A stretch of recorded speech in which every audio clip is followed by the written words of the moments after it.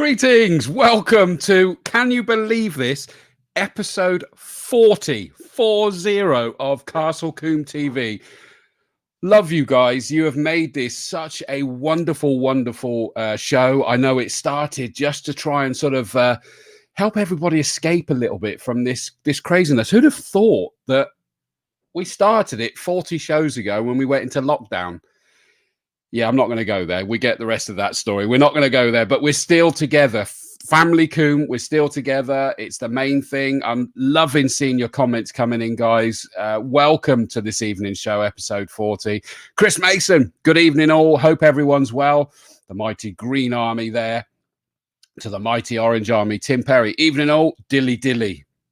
I'm not letting you down, guys. I've got the gin on the go. Our guest in a minute has let us down. It's water. No matter what he tries to tell you, his glass is water.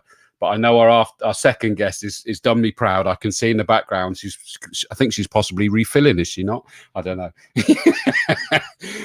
Nigel Forrest from Upper Alton Park neck of the woods. I hope you're doing okay up there, mate, with the rain. I saw your video footage of the flooding that you're getting up there. Stay safe, buddy. Hope everything is okay. Mike Morris, good evening. Let's hope it's a better year all round. Absolutely. I'm not liking the trial run of 2021 so far, but I think they're just sort of, giving us what's the opposite of a false sense of security? They're kind of giving us a false sense of insecurity. I think that's what they're doing at the minute. Go with it. Believe it. Positive mental attitude. That's what we're going for here. Gerald, evening all. Here we go again. Absolutely. It's good to see you all back again. Goodness me, you are bringing the comments in quick and fast. David Campion, Wiltshire College, evening all. I hope you're all well. We are, my friend. I hope you are. I know you guys have been hit really hard at Wiltshire College with all of these things, but we hope to see you at the circuit. We hope to get you involved in the in the show at some point. I know we're speaking to a number of parties with regards to actually getting involved on a corporate level with the show, so that will be good. Tim Perry, I agree, but we'll make it work any which way we can. 100%. That's the beauty of this, and that's great to see. From YouTube, good evening, one and all, says Leon Smigielski. Apologies if I've butchered that, Leon, but I tried my best. Stuart Tinker Taylor, good evening from a Castle Combe softcore supporter.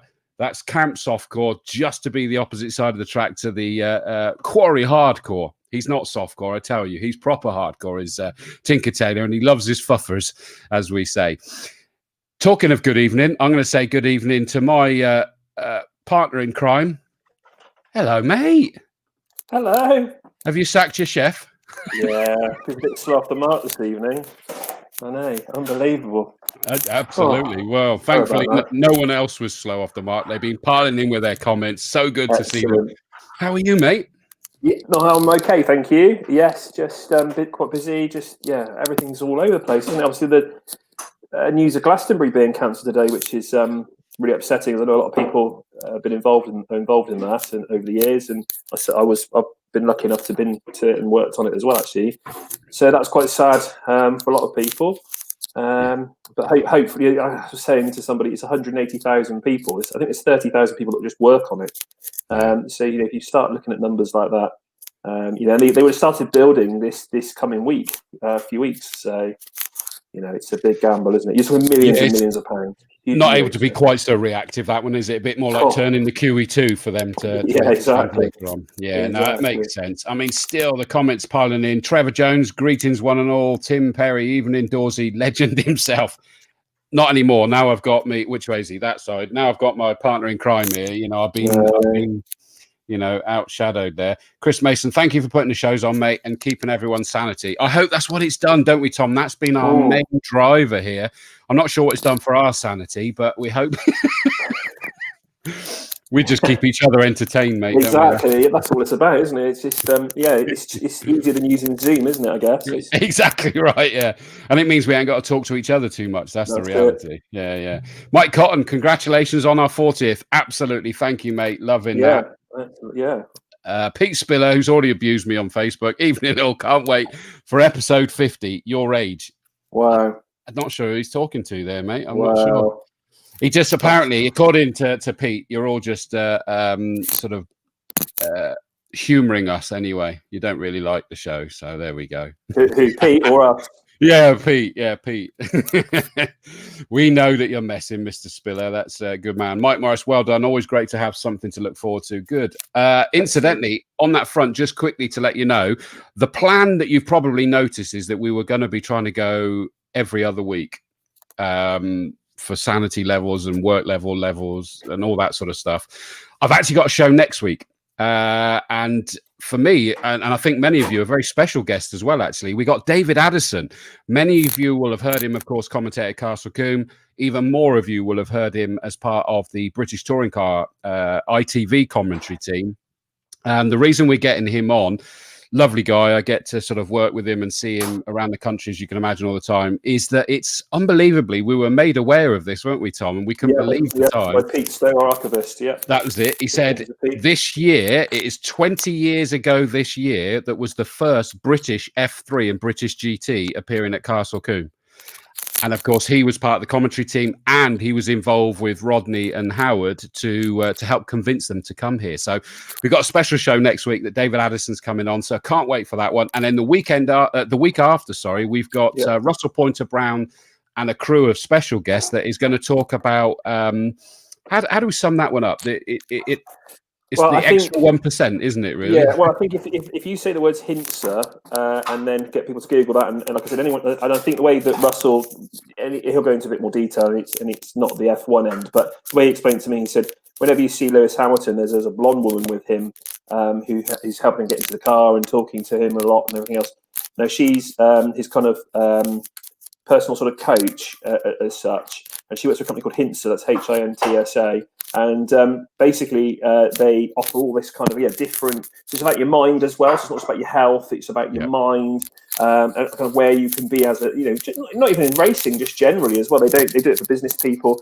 Obviously, Russell's on both sides of the coin, and he got involved with them through his business and coaching and everything else.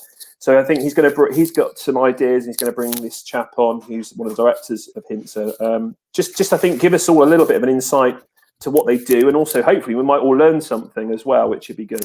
That's the key point, is that we've managed to get them to agree that there's going to be there's going to be a little giveaway there, in the fact that it's going to give us some useful information to take away, but it's going to be helpful in itself, because it's all about, if you improve by 1% every element, so like you say, your mind, your fitness, your strength, your nutrition, all of those different things that they come together and just improve everything. The impact on your performances is quite big. So we're trying to give something back to you guys as racing drivers in particular. Definitely. And I think, if you can improve your drinking by 1%, I mean, imagine how much more gin you can, that's a lot more gin, isn't it? I know. I feel disappointed these days that I'm only semi-professional at it, but I need to go fully pro, mate. Fully pro. Like a darts player. Exactly, mate. You're a good darts player. You could be good, You could get commentating on darts. I could see you doing that. Hey, now that I would enjoy. I'm allowed to get excited for that as well, aren't I? So I'd love that.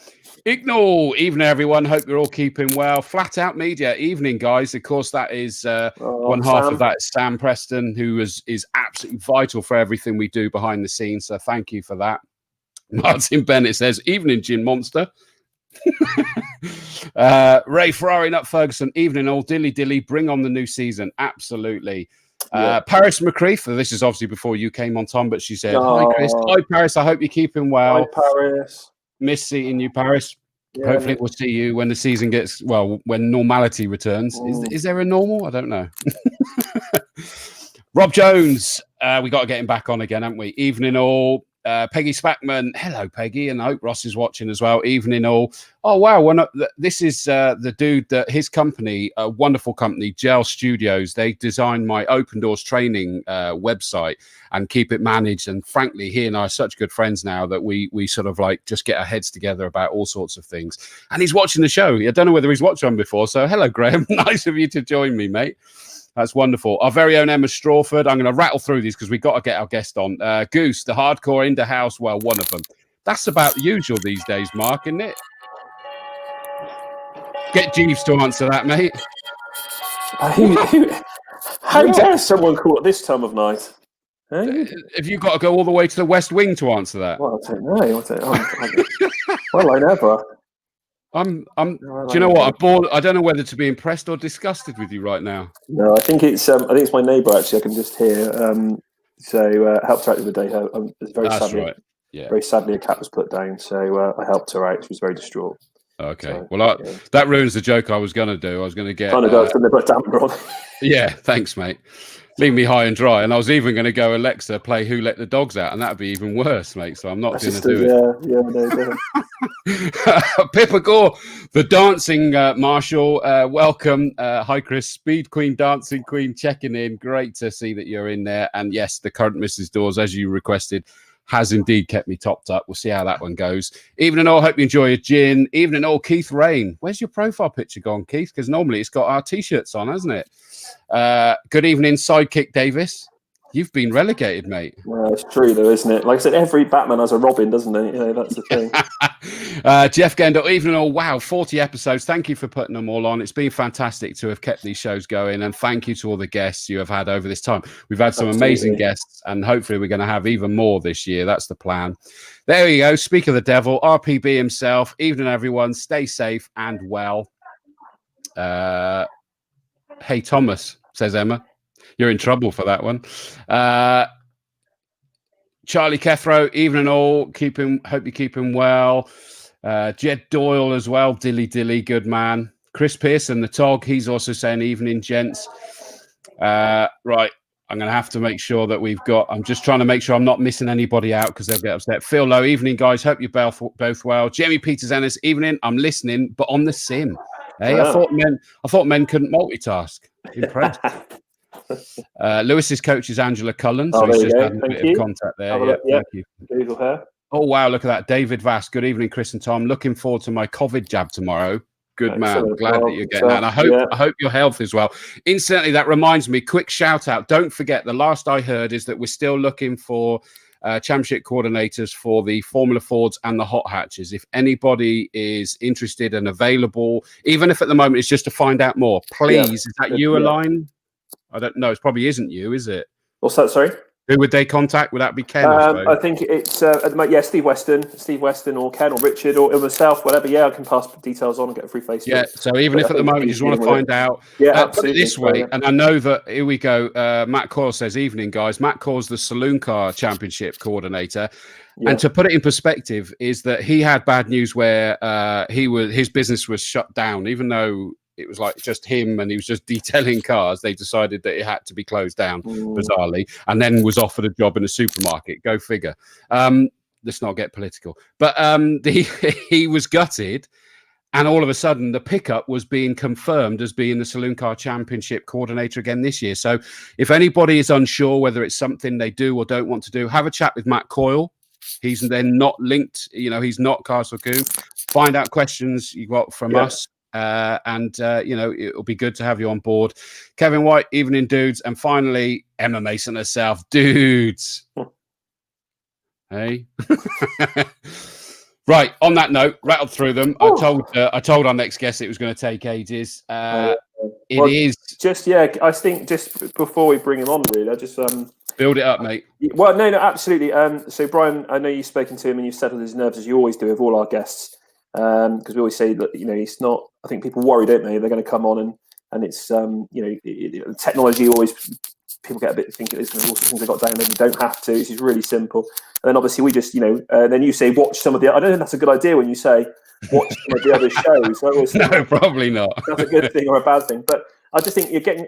So Brian James is going to come on and we'll talk a little bit about him and. Because he's a fascinating guy, and his website and the artwork, and obviously the stuff that we've done. But then there's got the big reveal as well. So hopefully, if he's hearing this, we don't want him to just to get it out straight away. So but I'm really excited. The Bishop. Yeah, well, I've been dealing with Brian now for 5 years probably now, and.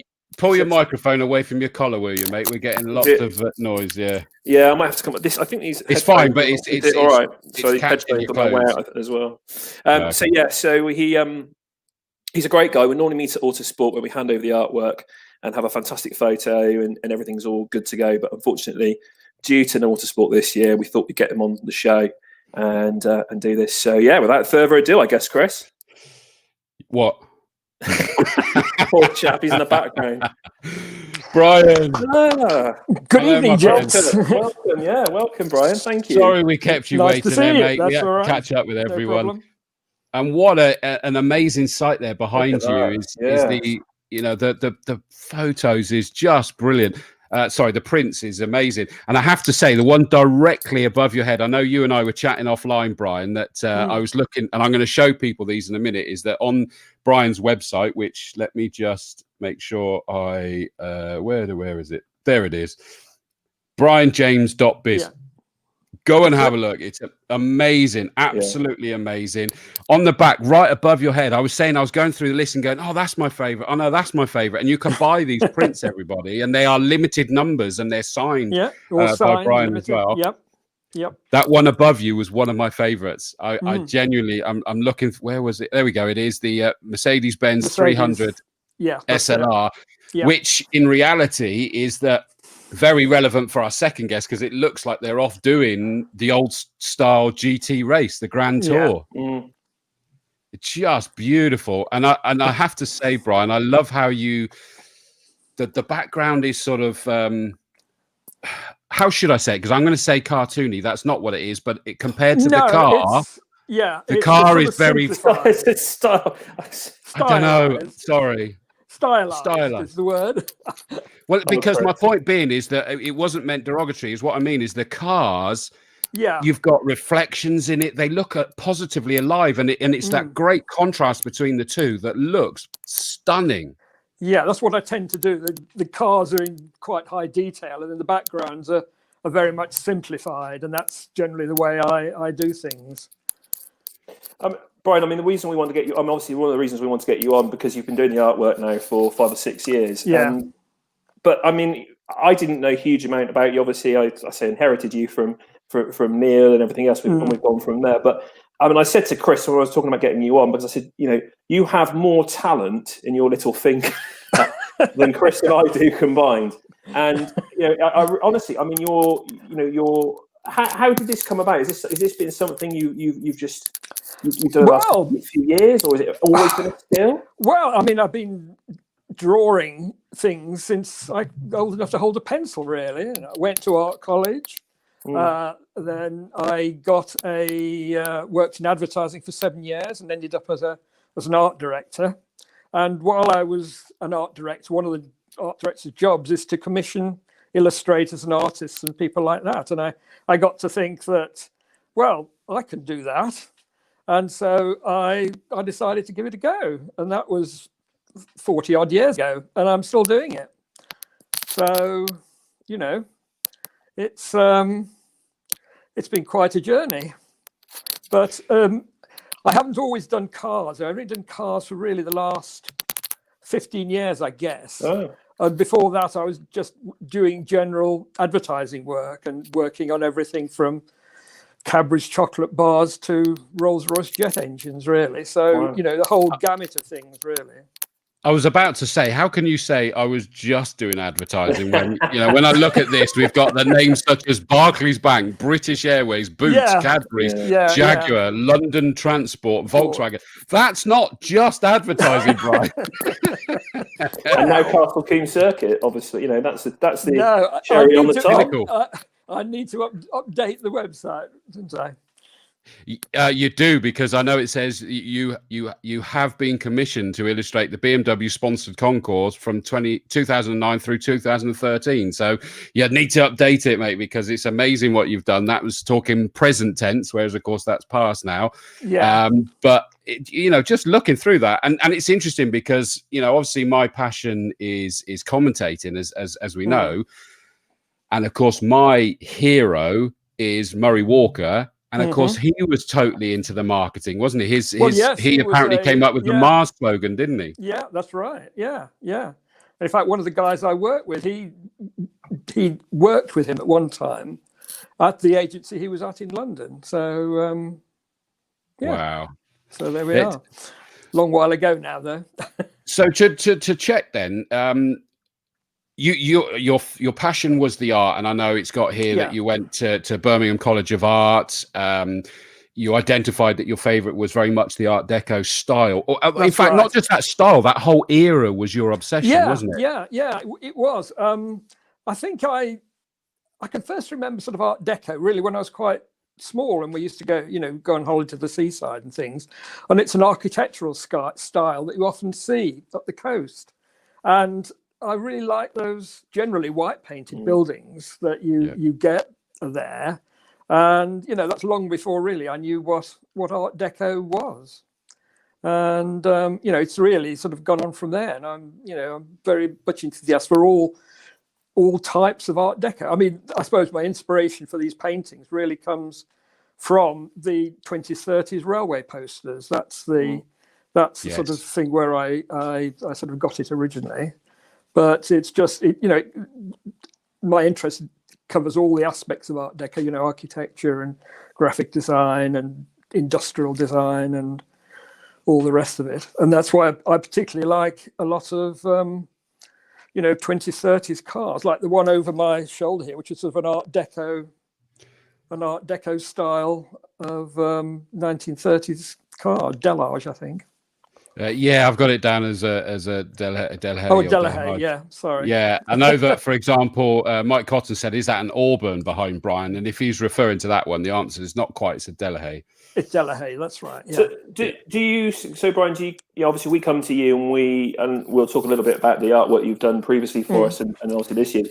And we come to you with an idea normally, and all the artwork that you've done for us has been normally from our history, the cars that have actually raced at the circuit, and Peter Stowe has been absolutely, he really has helped with that because he knows the history and he's guided us all through with it. And if we've got something wrong, he always picks us up on it, but which is great. But so is it so customers will come to you, with obviously an idea, and are these in the background? Are these just ideas that you had in your mind as well, or is it all commission? These ones behind me are ones I've just done for my own interest. Right. Wow. Okay. And hopefully, I will sell the original artwork and also sell a run of prints from them. Yeah. So that's when I've got no commissions on, I will do things like this and get them up on my website and hope somebody bites. Yeah, absolutely. Absolutely. And it is important. I've put down the bottom there, brianjames.biz. Go and have a look. Preferably watch the show first, but go and have a look. And you've got the about section is really interesting to read. But the third option is your commissions and galleries. And honestly, they're thumbnails. And in fact, let me do it now. I think now's the perfect time to do it. Right. Let me see, which one do I want? It's galleries. That one there. Right, so this should hopefully now, any second now, come up on the screen. So I'm going to put this up to, if you don't mind for a second, indulge me. I'm going to put this up to full screen. So what you've got is you've got all the thumbnails of the different ones, and they look good, but they don't do it justice. You then click on them. Like I'm going to do this one that surprised me. This one was the one possibly that has done as my favorite, and it's the 1933 beautiful. Alpha. And I mean, you look at the detail, and this is what I said, is that apologies that I butchered my description of it, but I'm not an artist. Simplified the background, and that is the better way to put it. Yeah. That deliberately, I would assume, Brian, contrast behind the detail, including the reflections. I mean, look at the reflections in the bodywork on this. It's just stunning. It is. They are beautiful, aren't they? I think that's the thing that we've had with the. I'm lucky. I've got all of the originals in my office, and the attention to detail on your work is something else. Well, I do try to get as much detail as possible, and also get the detail right, because I have been to various exhibitions. I used to do the Silverstone Classic. I used to have a stand there, and you always get somebody who comes along and points something out that's wrong. So the idea is to try and get it right in the first place. Yeah. But, I mean, is that not the risk, Brian? Is that where you go to the level of detail you have, is that you're leaving yourself open for people to say that? You are really, yes, absolutely. But with so many of the cars I do, which are generally special cars and things, often they come in several different guises. Details alter all the while on them. Particularly if you're trying to do racing cars as well, because often they change from every race almost. So where do you go to pick up the definitive version of it? So I think you have to also appreciate it is art as well. I think that's the other thing, isn't it? We always said with the Autumn Classic, when we've had these discussions, ultimately, it's a piece of it's advertising the event, but it's a piece of art. That's the point, that you buy a piece of any piece of art. You buy it because you love it, because you like it, because it means something to you. Whatever. It's, yes, the detail is important, but actually, it's not a photograph. It's not a technical drawing. It's a piece of art. It is my interpretation of it, really. But I just try to get that interpretation as accurate as possible. That's why I've deliberately zoomed on this one. I mean, look how you've even got the mechanics reflection in that stunning chrome car. I mean, absolutely beautiful 1938 Auto Union Type D. The same as I said that I still can't decide. This possibly is one of my favorites that you've got behind you there. Yeah, because I mean, it looks, not only stunning car with the detail of the numbers and the two drivers sat there, but you get the feel of the speed there as well, that they're going, it's not just a stationary image. They are literally going along the road in this GT race. Yeah. Stunning. And I mean, that's the whole point, is have a look at these guys. These are there. And it even says, these are limited to just 100 copies, signed and numbered, so you will know which one it is. Brian James, I know I'm very lucky that I have a print, thanks to. Let me just. I'm going to remove that for a second. Thanks to how long ago was it? 2 years ago, I got the Best Dressed award, which of course is the framed print, and that sits very, very proudly in my office. In my studio/office. It's a big deal. It is, and I think that segues it nicely into So Brian, just for those watching as well, so 2015, Neil Thomas, who used to have organised this event after Rodney had retired, and he came to you, didn't he? I think with an idea that he wanted to sort of launch this artwork. Yeah, that's right. Yeah. He came to me, and I was very very happy to oblige. And it's gone on from there. So yeah, and I think that was the BR. I'm reading from my notes. I wasn't around at that point. No, that was the event. You were born by then, mate. You were not that. Sorry, don't try to pretend you're that young, mate. I did attend it. I wasn't working with it. I did attend it. It was a beautiful, glorious day, actually. It was a lovely day, and it was and I think that the artwork had set.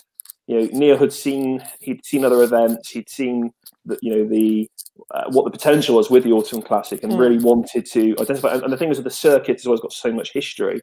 So he kind of had this idea, and hopefully the BRM was going to be running as well. But unfortunately, it didn't. Did it in the end? No, it didn't, unfortunately. And then I think that spurred us on into 2016. Again, I was on the periphery then. Neil was still working at the circuit then, and that's the famous the Ferrari, isn't it? The 250 GTO. Yeah, that's right. And I think that's a stunning picture as well. That's a beautiful, beautiful car. And that's on my wall in the office, and it's a beautiful picture. I'll have to take this out a minute. Getting crackly, am I? It's just against. It works fine.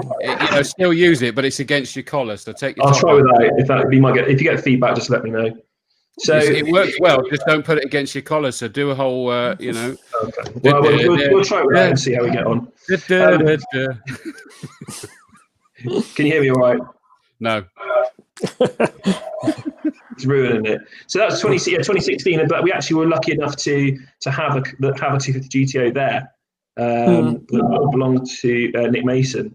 And I think that's been another thing, isn't it, with the icing on the cake with these events, is where we've tried to have the car that's been on the artwork at the event as well. Yeah, this is it. And that's been something that we've tried to do where possible with it as well.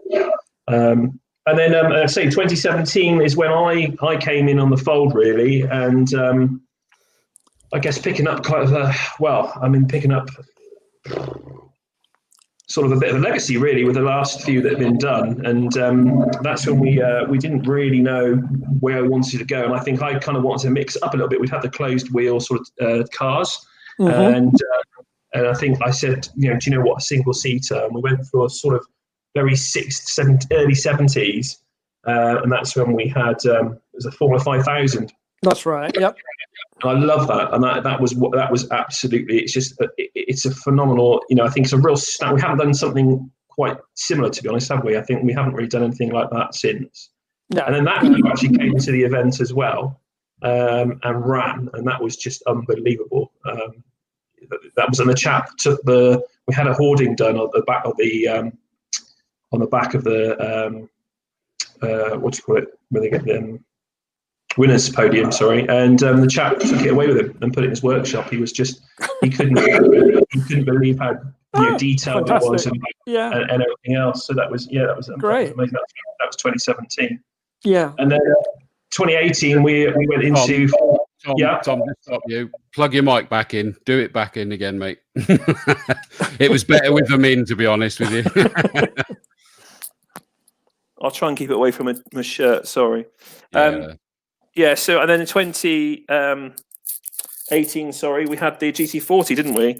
Which that's right. Yeah. Being chased by the 917K, wasn't it? I think was it. I think we did it. I think it was a Porsche we had chasing it. Can't remember actually. Yeah, I think it was. Yeah. And that was because it was the 50th anniversary of the GT40. 40, yeah. Won the victory at Le Mans, which was in 28 and 29 September 1968 to be precise. Yeah. And that was that car represented that was Ron Fry's GT40, and he had. That was his Ferrari, previously on there as well. Ron Fry, I've been told by Peter, he wasn't actually related to the Fry family, the chocolate family. He was a garage owner in Bristol, but he basically he had a really long history and relationship with the circuit racing, had these fantastic cars, and was known for that in the 60s and 70s. Mm-hmm. So that was, and I think that was another one that I just. Oh, there you go. There's Chris there and myself. Oh, there you go. And yeah, it was the 2018 GT40 that I got. That one. There you go. Hey? How did I get dressed in that outfit? So yeah, and that was. I think that was just again a beautiful car. And we had a lot of GT40s come along for that event as well. And then 2019, we took a little look back, didn't we? The Lotus Cortina, Mark 1 Cortina, and that was to represent a real golden era, really, of the circuit as well. And Vince Woodman, that was Vince Woodman. I have it. He came to that event. I haven't heard from his family recently. I have no reason to believe I believe he's still with us. He was in a nursing home. He's extremely poorly, but he actually came to the event. His family brought him along, and he spoke to Pat Strawford and a few other people. And he said he's quite a poorly gentleman, but his face lit up, and the family was so honoured and pleased that we had done that. That we put that in there for him, because he used to race. His history at Combe goes back a long way, and there's lots of famous. He'd raced all across the country. Lots of famous stories of him, and possibly we might even put the Capri, his Cologne Capri, on a piece of artwork at some point, because that car was pretty legendary as well. Yeah. But his stories of him flying between Thruxton and ourselves and doing 2 races in a day, and winning one and coming second in the other, and things like that. So, and I remember Vince as a child, because he lived in the same had a business in the village there where I grew up.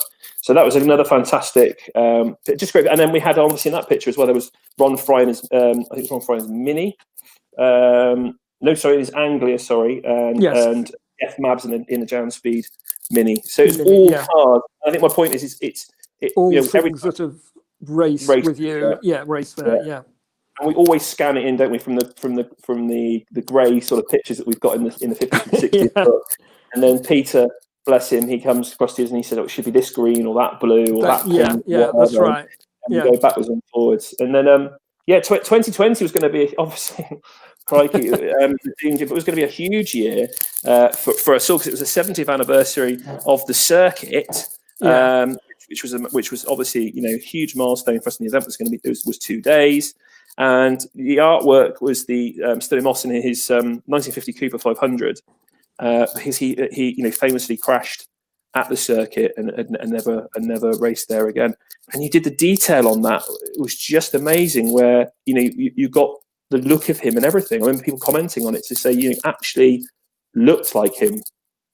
Well, thank you. Yeah, I know I searched through loads and loads of reference material to get a good image of him at the right age. Really, that's the thing. There's plenty of him recently, but it's the things when he was just starting out. Yeah. So anyway, I noticed that it was the right way up as well. I noticed, unlike the photo we've got of him in the Strawford Centre, of him upside down the corner, up at Quarry Corner. yeah. Right, do you out of the ones that you've done, and hopefully you'll do many more for us in the future, but do you have a favourite out of the ones you've done so far? Well, I should say the latest one, really, shouldn't I? Not at all. No one's seen it yet. No one's seen it. I don't know. I always like the Ferrari GT40. I always like that one. But yeah. I think they're all unique, aren't they? They're all. Isn't there almost like a poignancy to last year's one that it was Stirling Moss? I know that we had a very emotional show, didn't we? I know that we did a sort of a little. I did a little speech at the beginning of that show just after he'd sadly passed away, and it was hard. But we'd commissioned the artwork before that. Exactly. That's what I mean. So the irony being is that was done, and it just adds even more to that artwork. Absolutely. No, definitely. Yeah, definitely. Yeah. So I guess we come on to this year, really, isn't it? Absolutely. Yeah. This year's artwork. So I mean, it's another great piece. Again, history involved with the circuit.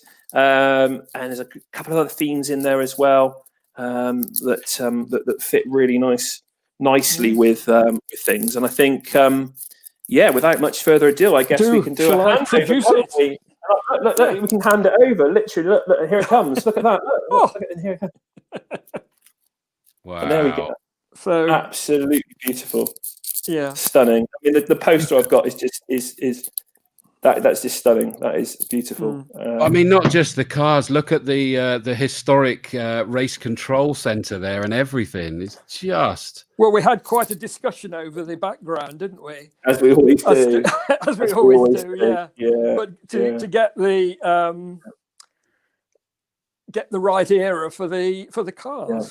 And of course, it's with the E-Type, it's their 60th, isn't it? 60th anniversary this year. It is, yes, it is. So, Peter's given me. It says Jaguar E-Type launched March 1961. The artwork is Ken Baker in his Jaguar E-Type. The first Castle Combe E-Type race appearance and win 9th of June 1962. Circuit reopening meeting, the first car race meeting since 1955. Ken Baker in the GT race. Baker also won the GT races at the two other 1962 meetings. Baker's E-Type 76W was a 1961 built car. So that car is actually still around as well. Wow. And we're trying to track it down. It is still around. Yeah, I found a lot of photographs of it on on the internet. Still, looks a bit modified now, but. Well, yes, wide wheels and things. But, yes, absolutely. Hey, careful! Don't let Vanessa and Flavian hear that. She's down in the green room. They'll be like, wrap the drain pipe on that one. No, absolutely. And the good news is as well. I'm just going to send Chris the link. Chris, if you you can pop it, you can pop it up. But these are available to purchase as of this evening. Anyone would think that you were the sales and marketing director, mate. Well, got to make a living. Got to make a living. Got to make a living. But listen, very quickly, going to put Chris Pearson, Todd Pearson says, fantastic to that piece. Tim Perry, wow, it's brilliant. It is amazing. Emma Strawford, fantastic piece as always. Mike Cotton, beautiful. Let me put you up to that full screen there for a second. William Wallace. Is that Braveheart? I can't remember.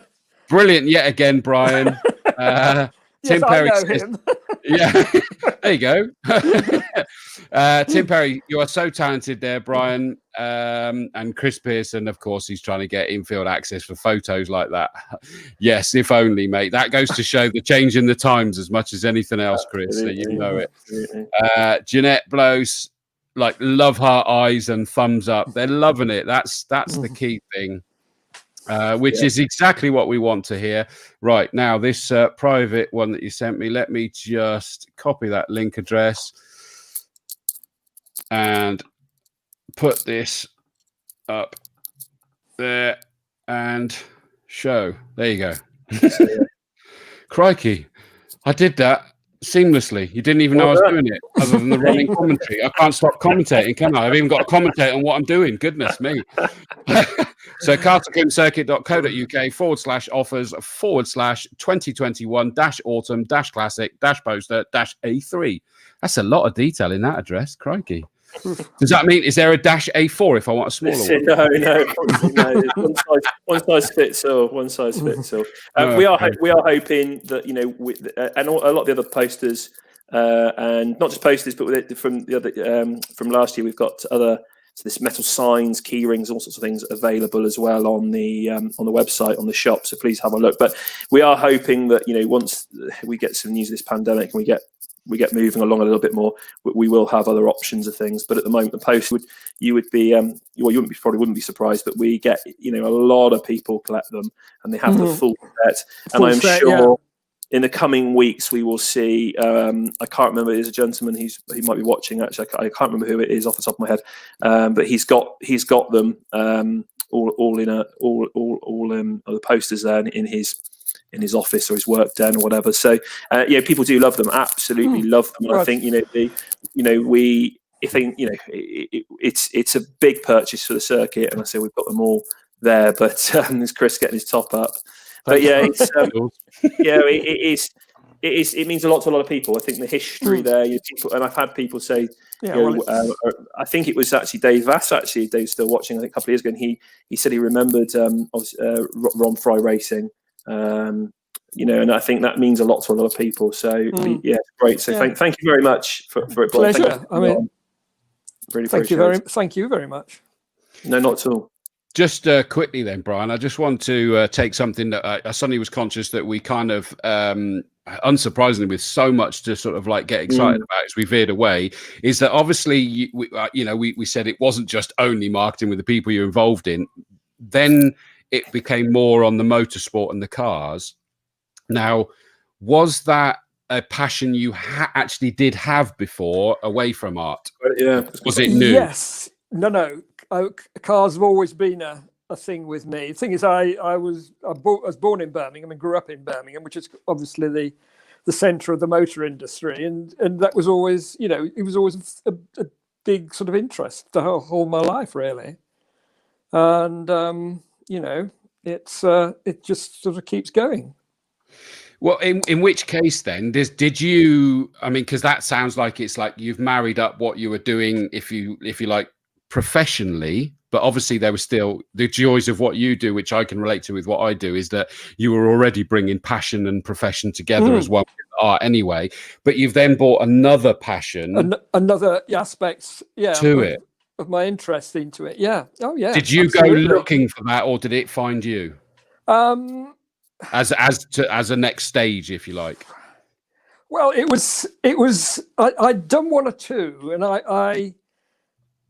it was somebody who suggested that I should perhaps do a few more and go to, I think it was Race Retro, and show these things there. And it went down very well there. And I sort of got on a, you know, sort of on the conveyor for doing that all of a sudden. I had drawn odd cars before that, but I was mostly concentrating on whatever anybody came up with. You know, as I say, you know, I've done a whole range of things, and you know, it was at the right time as well, because a lot of the work I had been getting, advertising work had been getting, was tending to dry up a little bit, because the rise of computer graphics and that sort of thing was tending to make a lot of my work redundant in a way. And I did, at one point, I did think about which way to go, whether I should go fully computerized or, you know, go down a more of a fine art route. And in the end, I went down the fine art route, because I reasoned that there'd be far more people going down the computer route, and the fine art route would be a little bit emptier, as it were, and it'd give me a little bit more room to maneuver. Well, Jeanette Blow there says, "Great work, Bri." That's very familiar. Keep it going. Don't shoot the messenger. Keep it going. And the reason I've shown that is it kind of sums it up. Is that you're saying there, oh, should I go that and adapt to what it is? And I know that in a lot of things in life you kind of have to. Yeah. I'm glad you didn't, because your skill set, your passion, your belief, your flair is clearly what we're seeing behind you. And you know, like for example, Lynn Hoyer said, the picture behind Brian is gorgeous, but the posters are amazing. Not easy showing movement or speed in a painting. Paul Wiltshire says computer graphics will never beat fine art. They're very clever, and it's not supposed to be. I know it was in your environment in the end. It's not supposed to be directly competitive. It was for your employment and your money making at that point, I guess. But the fact that you've stuck with what was passionate. Now, this then leads on to my next question. That was to then be able to couple together the professional passion, if you will, to the boyhood passion, i.e. the car and racing. Did you find, if you could look at your artwork, was there an additional flair that appeared because you coupled those two things together, do you think? That is hard to say, really. Has anyone else said it to you then? Nobody's ever, I've never thought of it in that way, actually. Nobody's ever asked me that before. And I don't know. There might be a little bit more. I mean, some of the things I was asked to paint previously, I mean, you know, I didn't have a great deal of interest in. But whenever I try to do something, I always try to do it, you know, to obviously the best of my ability, and also to whatever the client wants. But it's the same. It's hard to say. I know when I commentate, for example, you know, my role professionally is to be down the line. But there might be the occasional things that get an octave or so higher. To my voice, I know Tom accuses me of, because fine, invariably it'll be because it's exciting, but there might just be something that gets my imagination a little bit more. And no matter how unbiased I try to be, I'll get sucked into it. Yeah, it's not about being sort of uncommitted or anything else, but I suppose it's just, you know, I enjoy what I do, really. I mean, that's the basic thing. I mean, I'm really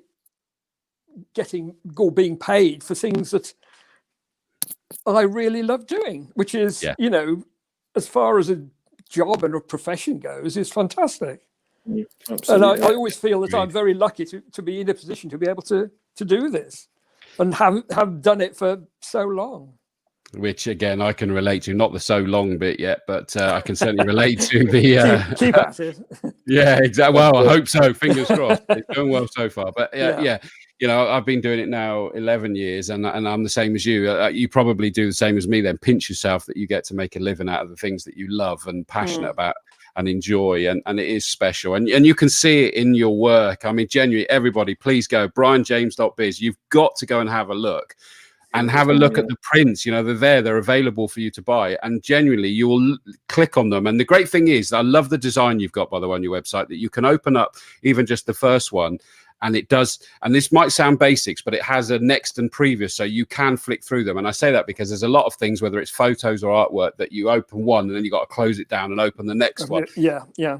Flick through it, because it will kill you, because you go, oh, that's my favorite. Oh no, that's my favorite. You will lose yourself, but it's a wonderful way to lose yourself for a little while. It is just beautiful.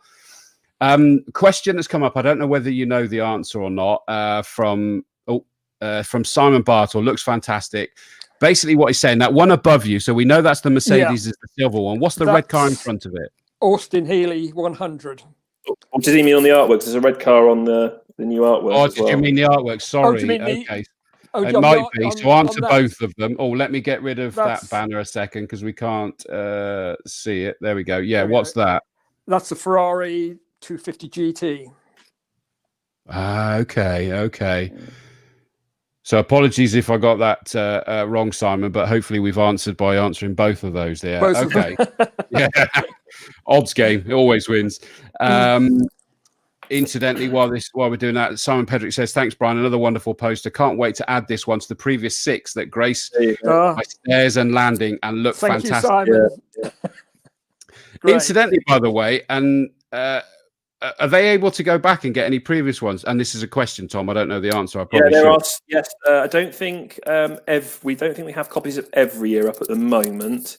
But it'll have to go through. There's a lot on our website and in the shop. But yeah, there are posters. I'm trying to remember which years. I don't think there's any 15 left. I'd have to look. There's some. Yeah, there are varying ones on there. So you just go on and have a little look. You can't flick through, unfortunately, like Brian said. But they definitely are on there. And there's old programs on there for the Autumn Classic as well. Some other bits and pieces. So yes, to answer your question, not sure which every year's on there, but definitely some are. I know last year's is still on there, I believe, and I think I remember seeing 18 and 17 potentially, but I'm not sure. I don't think we've got any 15 and 16. But I could be wrong without going on, and which I can go on in a minute and have a little look. But the 18 that they buy doesn't say Best Dressed Award like mine does it? No, absolutely. It pays to look like something from Scooby-Doo and all of that. Just quickly going to put up our very own David Vass. Apologies, I'm blocking you out at the minute, Brian. I'll bring you back in a second. But I marshalled right from the reopening meeting and have a photo I took in the paddock of my first ever sighting of an E-Type. Ron Fry raced at just about every meeting in a Ferrari 250 GTO, and then 250 LM, 275 LM, and then his GT40, which he rolled at Brands. That's some recall there, isn't it, David? I'm impressed with that. Brian, that's the kind of thing that your art manages to evoke, is those kind of memories and emotions and everything. Well, that's what I set out to do, really. To sort of go back to these past eras, which are all bathed in a golden glow now. Yeah, absolutely. Well, listen, unless there's anything else that either of you want to say. No, Brian, thank you very much for your time. No, thank you, Brian. Thank you very much. Thank you. Thank you so much for that, Brian. Hugely appreciate it. Amazing piece of art. As you know, not just us in a biased sense saying it. You've seen it from the people that are watching, loving it. And again, let me just quickly put that back up as well. So as well as BrianJames.biz, all the artwork, go to this castlecombecircuit.co.uk offers 2021 Autumn Classic poster in A3 size. And sorry, Chris, I just had a quick look. There are some 15 and 16 ones on there actually as well, and they are on special offer because I know we were trying to clear out some of the stock. So if you do need them or want them, they're on there at a really good price actually at the moment as well. So maybe if you're buying the new one, add some of the older ones to your stock as well. Absolutely love it. Well, on that note, Brian, thank you so much for coming. Thank you, Brian. Take care. Thank you very much, and we'll speak again soon, hopefully. Okay. Absolutely. Bye. Thank you very much. Bye. And good evening. I'm just going to play an advert and we're going to get our next guest up. Becoming a racing driver has never been easier with Castle Combe Circuit. Book your Ards Novice Drivers Training course at the Wiltshire venue today. The easiest and quickest way into competitive on-track action.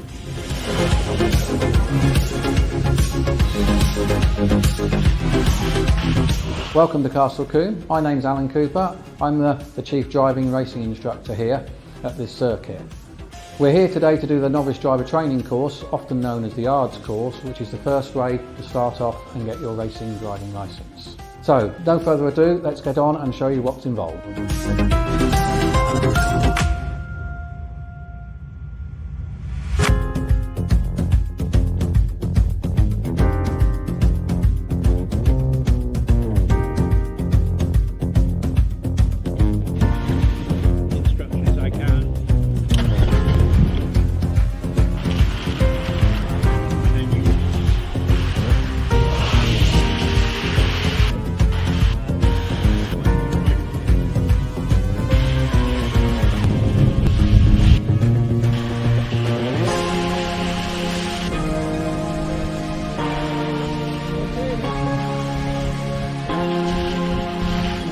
So you've seen the format. Everyone here today passed their tests and now have their racing licence. Who knows? The next time I see them could be as I commentate on them in front of the usual packed house of racing fans here at Castle Combe Circuit. All you need to do to be next is to visit castlecombecircuit.co.uk and select Become a Racing Driver under the Racing tab. Becoming a racing driver is easier than you think with Castle Combe Circuit and Motorsport UK. So there you go. It's that's how to become a racing driver. Yeah, did we catch you mid something there, Tom?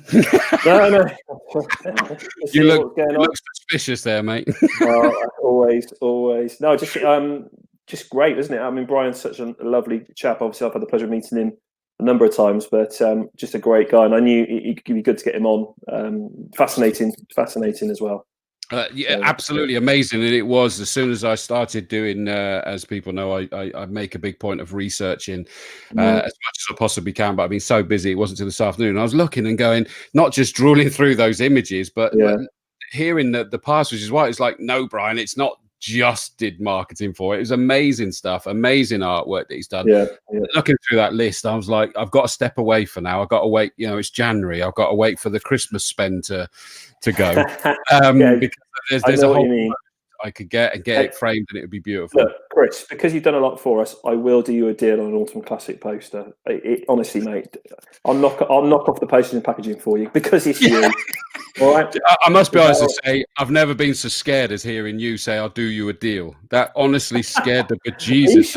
I'm pretty sure you've had that before. Anyway, look, I'm really excited. This is great. I mean, it's, you know, like I said, normally meeting Brian at the show and we do the whole artwork thing and everything else, but you know, it's been great to actually get him on and show so many people this evening. And I love the Autumn Classic. You love the Autumn Classic as well. And I'm quite gutted. I absolutely love it, and you know as well as anybody else, I'm Paul Pillar to Post, which is, again, we were saying with Brian, it's a privilege what I get to do. And I missed the Autumn Classic last year because I was covering British GT and Formula 3 up at Netterton, I think it was. We got 2 days in, by the way, just so you know. Only just. But it was, you know, really, really horrible weekend. But I was up there, and I think I got a horrible feeling I'm missing it this year. I can't remember where I am for that, but it's just, that said, is that, you know, we've got people that I'm acutely aware that I'm old, but I'm not old enough to sort of have the knowledge that there's some commentators that have the experience of these things, that to add that knowledge on the mic, I think is very special for those days. So I am gutted that I'm missing it because I love it. It's so special. That one we saw with a photo of me is that I was down doing all the interviews and everything, and I had my shy, reserved, normal personality to it with that kind of attire. And it is special, you know, it is really good. Now, you know, loads of comments. Oh, by the way, I'm just going to quickly bring this one up because I do want to say this. David Vass has done this post, and he said, congratulations to Gary Preble for featuring in last week's Autosport as the 2020 Club Racing King. He has won Club Racer of the Year 2020 with his amount of victories and everything. It wasn't just in the Castle Combe saloons. He went off and did something else as well. But our very own Gary Preble, hats off, mate. Absolutely brilliant. Talk about hats off. I feel like I should be... I should be wearing that really for this, shouldn't I? Hey, Although Gary Preble keeps on about the fact he wants me to wear this hat more often. That's what he always used to see me in. But No, I'm going to wear me tit for now. So not your Breakback Mountain hat. That always disturbs me. See, so, I think you've got to keep your imagination to yourself, right. mate. You know, get some things up because we need to. Like I say, right. We're gonna throw in is that obviously that video that we just had on there is about the ARDS test, and again, don't forget that you can. Get your racing license at Castle Combe Circuit, as you saw there. By the way, incidentally, you can also get the voiceover artist that did that for your corporate work if you need to. Very, very expensive, though. Okay. Was that seamless, mate? Was that seamless? Very expensive. Okay. Very expensive. Professional-ish, but expensive. Get what you pay for, mate. Yeah, exactly. Yeah, a couple of bottles of gin on many ones. That's fine. This is a little bit different. This is one of the special this is one of the special organizing clubs that make up our jewel in the crown of the Autumn Classic. And absolutely, it is not something that anybody and everybody can go and race in. It's by invite only. It is very tightly controlled, and yet they're absolutely flooded with numbers, even on the invites alone, with amazing cars, amazing drivers. You know, it is so special. Let me put into perspective. Let me go to, where do I want to see it? Right. Message to, and I'm going to say now that the guest is from the GT and Sports Car Cup Club. Sorry, I shouldn't have had the club on. There was too many C's there. But message to the GTSCC family from our very own Ken Davis, of course, the chairman of the Castle Combe Racing Club, who was the clerk of the course on that day as well, at the Autumn Classic last year. And I'm going to quote, "The race had a host of challenging dynamics, 90 minutes, 33 charismatic cars, uncompromising circuit," and we know Castle Combe is out at the best of times, "extremely difficult conditions, as we know with sadly losing day 2, and 65 competitive drivers," because of course a lot of them had more than one. As usual, it was a pleasure to host and clerk the GT and SCC. Driving standards were excellent, very few incidents. I mean, that is testament in itself, wouldn't it? Isn't it? Yeah, I say, as we'll find out, they're lovely people. It's a fantastically well run club, and they came to us. I think the first time was in 2018, I think it was, and I agree with your dad. I just quickly say that he's made a comment. Look at the hat he's wearing in that blooming photo. Hey, shut it, Dad. But they, absolutely, and the cars, the energy, the finesse, the everything that goes into that club. And don't get me wrong, everyone who races, we are very lucky to be supported with the races that we get and the clubs that come, the championships that come and race for the Autumn Classic, and we get to that point where where people want to be at that event. And we were, it's a long story, so I'm sure Vanessa can see, but we were approached by Vanessa and Flavian because people were talking about the Autumn Classic to them and saying, why aren't you there? Why aren't we there racing? We hear it's a great event, we should be there. And I think that's a testament to the event that's built. But like I said, they really are great people, fantastic cars, and we've, touch wood, never have jinxed it now, never had any issues with the racing. Always a high standard. As you would probably remember, from the changeovers, it's fantastic, and they've got a great lineup. And I hope Vanessa doesn't mind that I'm going to do this for a second, because I do want to big up the Autumn Classic for a second as well, and I want to put this into perspective. Let me take that up to full screen. Hopefully you can all see that. Look at the calendar: HSCC International Trophy Meeting, Silverstone GP Circuit, Oldtimer Grand Prix Nürburgring in Germany, Autumn Classic Castle Combe, and the Algarve Classic Festival Autodromo Internacional do Algarve, which is an amazing circuit. Is it Formula One go there now, don't they? It just Autumn Classic is featuring in that, and absolutely. I feel honoured that is the case. In all honesty, with this, I mean, absolutely, the cars, and the stars are just amazing in this. Always great entertainment. Yeah. Every car finished the race last year as well, by the looks of the time sheet that we have. 30 odd cars, absolutely amazing. I think we've bigged up enough, and she's probably blushing in the background. Now, I'm hoping that she's gone and topped up a gin glass, because she's one of us. She's one of us, Tom. She is. Excellent. Vanessa, it's not topped up. Evening, chaps. How can I possibly follow on that introduction? Hi, Chris. Hi, Tom. How you doing? Hello. Good, thank you. Very good, thank you. You need a current Mrs. Dawes that keeps you topped up. Having not Pick your learned. fingers. Yeah, that's it. You missed it during the award show that we had, and this was her idea, not mine, I hasten to add, but it made me look bad, is I actually had a bell. Flavia, where's the drink? Yeah, exactly. Obviously, Vanessa, and I'm going to say this at the beginning, Vanessa Marçais, you are one half of the dynamic duo. Your husband, Flavian, as well, is that you guys are the heartbeat and the brainchild behind this. Absolutely. Apologies, Flavian. Somebody's got to do some work on this side of the pond, so he's opted out this evening, and he's doing the hard stuff. We started the series together back in 2007 now, GT Sports Car Cup, from having raced ourselves to then not racing anymore, jumping from one side of the pit lane to the other to organise races. And we actually started with Flavian being French, started our series off in France. So I think the first year we were at Dijon, Pau and Paul Ricard. And then as I managed to drag him the other side of the channel, and we're now going into season 15 this year. So it really is an absolute testament actually to the loyalty of our drivers to have brought the series to where it is today. And I sort of touched on it really at the start, is it's very much by invite only, isn't it? Because, I mean, first one is that historic racing is in rude health, isn't it, for the last several years in particular? That makes it sound quite elitist. It's not quite that bad, but yes, we are by invitation only. There is such an appetite, especially with what's been going on in the last sort of 12 months, for people to go out and race and compete. It's their downtime. They're at their absolute best. We have been, the spirit of the series is the best of the best, and Flavian has policed it as best he can.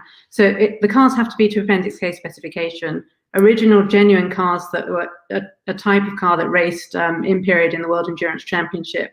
So we're looking at pre-66 GTs, pre-63 sports cars. And actually, I'd love to comment on Brian's poster. It's the best one yet. Absolutely sensational work.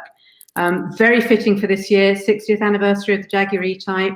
That'll be a big feature across our races, especially at Combe at the Autumn Classic. So Brian, the work's sensational. Can't wait to get my hands on a copy of that. Well, I can do you a deal as well on that, Vanessa.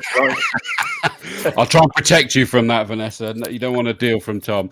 But to take that a step further is that, I know that the Jaguar E-Type was going to be a big deal for you elsewhere, and Autumn Classic gets to be a continuation of that this year, doesn't it? Indeed. I mean, we launched the season going to the HSCC meeting, the Silverstone International meeting with the guys at Silverstone. And the idea came from, obviously, I come from a very Jaguar-based family and background, so there was no doubt that we had to do some form of celebration for the 60th anniversary. And we thought, well, we had so much uptake for the first round of the season that we're going to follow it through for the whole of the year. That's amazing. Because your father's got is it an XK your father's got? I can't remember. You could call it an XKC type. Yeah. Yeah, the DNA, cars are in the blood. We grew up with old rusty XK chassis in the front garden, actually. I remember as a child, steering columns, a battery, and the chassis. How we didn't end up in the local A&E every night, I've no idea. Once the neighbours shut him down, he started his restoration business over 50 years ago, the family business. Is now, Dad's very much part of it. Nick, my younger brother, is running it. So that's where our passion of cars came from. Yeah, and that's the Finberg name, isn't it? I mean, there's a lot of people who recognise the Finberg name.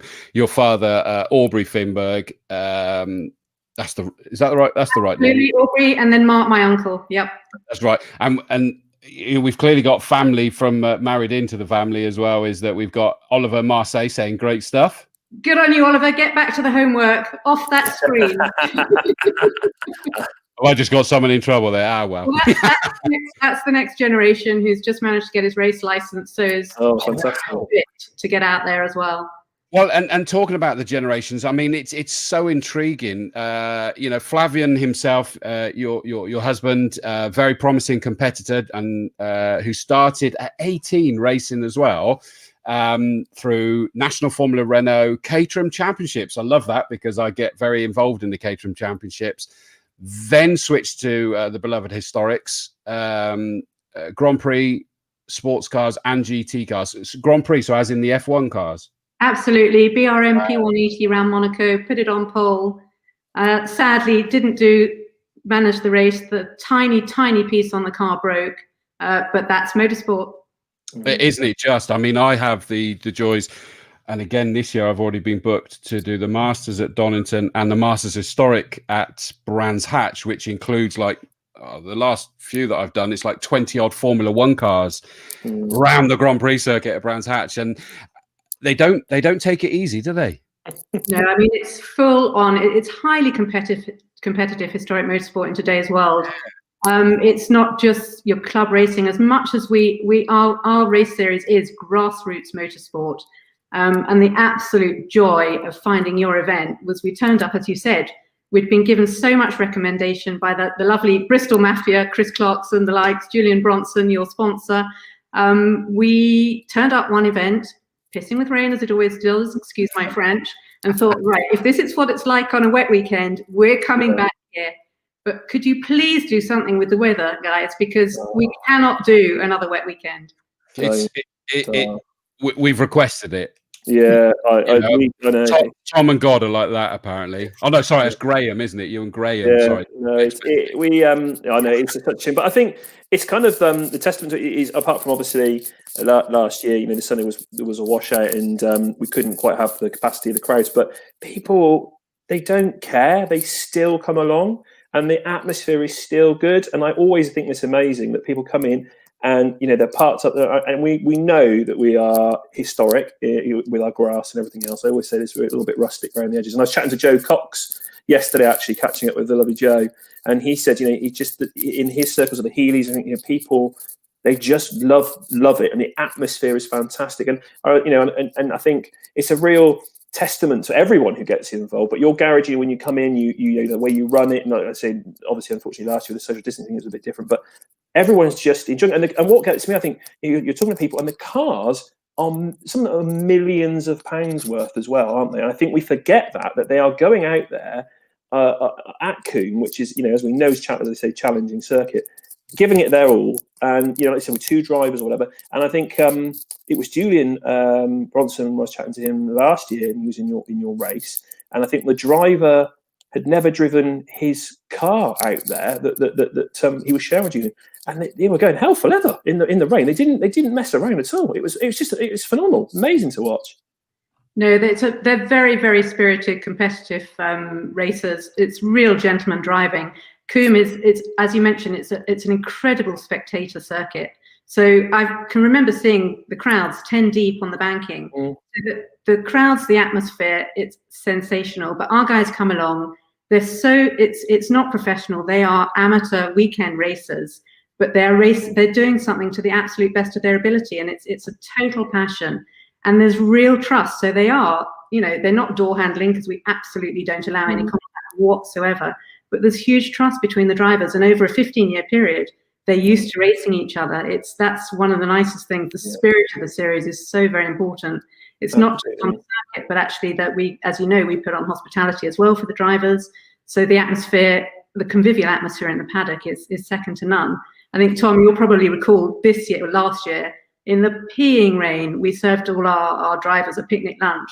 And we had two drivers that turned up from London in their racing 911 on road tyres.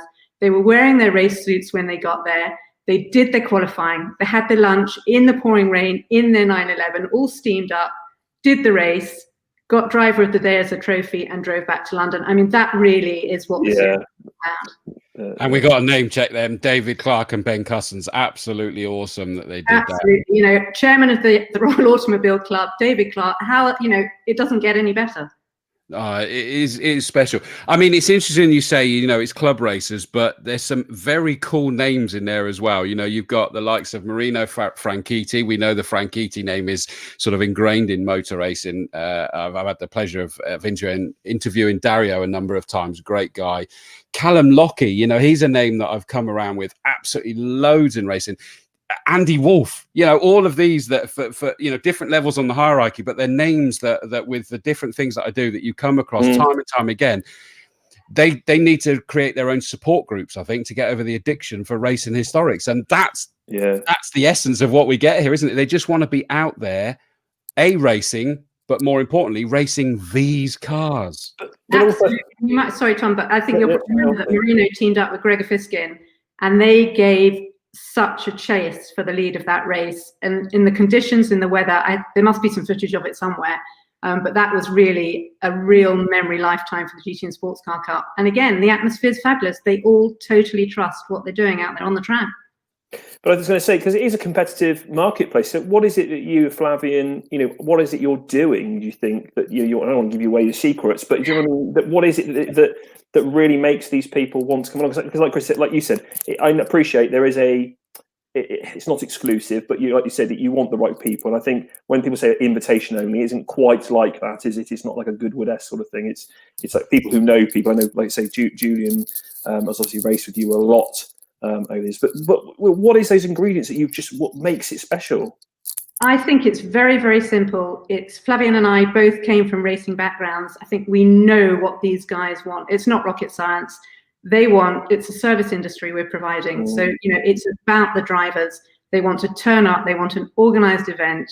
They want a high profile within reason circumstances. You guys and the family team. Hi, Emma, if you're watching, everyone tonight, what you put on at Combe is exactly what we want to provide for our drivers so that they can have a really great experience.